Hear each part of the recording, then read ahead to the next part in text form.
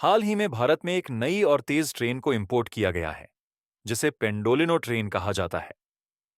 यह train bullet train की तरह उच्च गति से चलने वाली है और इसे भारत के पहले बुलेट ट्रेन कॉरिडोर में चलाया जाएगा। पेंडोलिनो ट्रेन की अधिकतम गति 240 किलोमीटर प्रति घंटा है, लेकिन इसे 300 किलोमीटर प्रति घंटा तक चलाने की क्षमता भी है। यह ट्रेन भारतीय रेलवे के लिए महत्वपूर्ण साबित हो सकती है, क्योंकि इसकी गति जापान की सबसे तेज बुलेट ट्रेन शिंकासेन से भी करीब है, जिसकी अधिकतम गति 320 किलोमीटर प्रति घंटा है।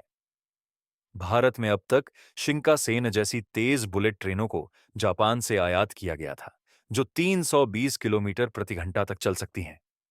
वहीं पेंडोलिनो ट्रेन की गति थोड़ी कम है, लेकिन फिर भी यह भारतीय रेलवे के लिए एक महत्वपूर्ण कदम हो सकती है।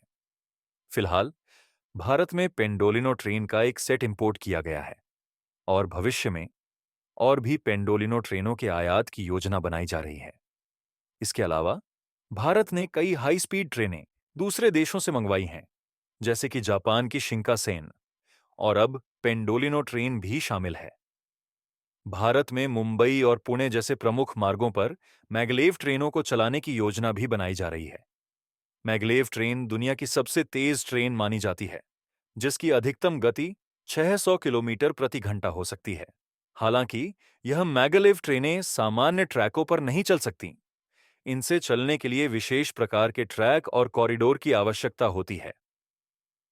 भारत ने यह निर्णय लिया है कि अब बुलेट ट्रेनों का निर्माण देश में ही किया जाएगा। पहले यह योजना थी कि जापान से 18 बुलेट ट्रेनों का आयात किया जाएगा, लेकिन अब रेलवे ने इसे रद्द कर दिया है। इससे न केवल भारतीय रेलवे को फायदा होगा, बल्कि यह देश की स्टील इंडस्ट्री के लिए भी एक बड़ा अवसर साबित होगा। बुलेट ट्रेन सेट्स के निर्माण में भारी मात्रा में स्टील का उपयोग होता है।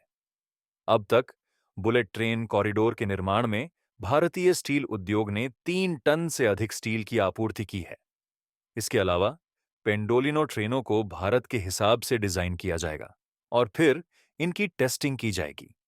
टेस्टिंग के बाद यह तय किया जाएगा कि भारत में कितनी पेंडोलिनो ट्रेनों का आयात और निर्माण किया जाएगा। इस बदलाव से भारतीय रेलवे को तेज, सुरक्षित और सुविधाजनक ट्रेनों का लाभ मिलेगा और यह देश के विकास में भी योगदान देगा। इस परियोजना पर आपकी क्या राय है? कृपया हमें कमेंट सेक्शन में बताएं। अगर आपको यह जानकारी पसंद आई हो, तो वीडियो को लाइक करें और हमारे चैनल को सब्सक्राइब करें। जय हिंद।